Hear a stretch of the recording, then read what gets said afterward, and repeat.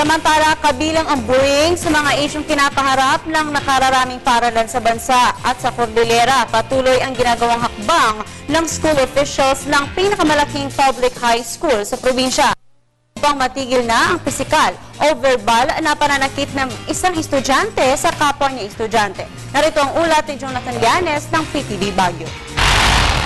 Patuloy pang pinag-iibayo ng Baguio City National High School ang mga hakbang upang ganap ng matanggal ang sistema ng bullying sa nasabing paaralan.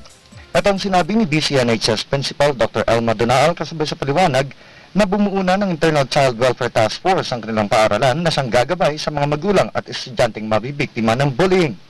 Ayon kay Donaal, mahalaga ang papel ng mga magulang sa sitwasyong mabibiktima ang kanilang mga anak kasama na ang mga bumibiktima upang matulungan itong makapag-aral at makapagtapos sa high school. We already have our child protection task force in our school, which is headed by our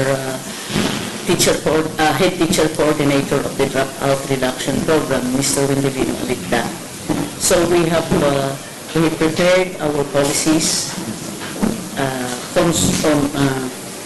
in consonance with the general policy of the Child Protection Welfare Act. And of course, we also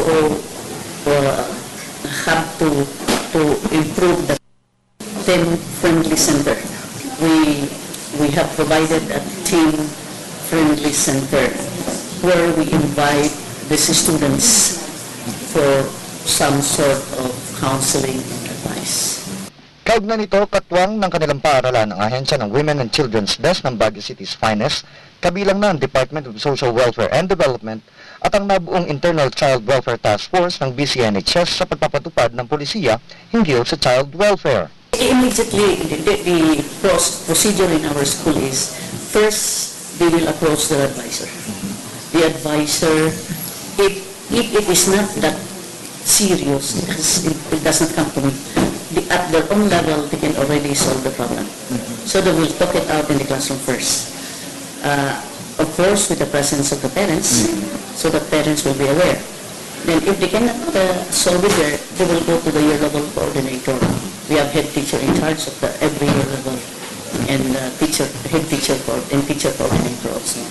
Then if on their end, they cannot really do something about it because it needs the policy of child welfare. We have to go now to our child welfare committee task force, and from there they will solve the problem. And then decision will come to me. If they will recommend that the child needs to go to a child welfare home, then we recommend that. Mula sa lungsod ng Baguio at para sa Telebisyon ng Bayan, Jonathan Llanes.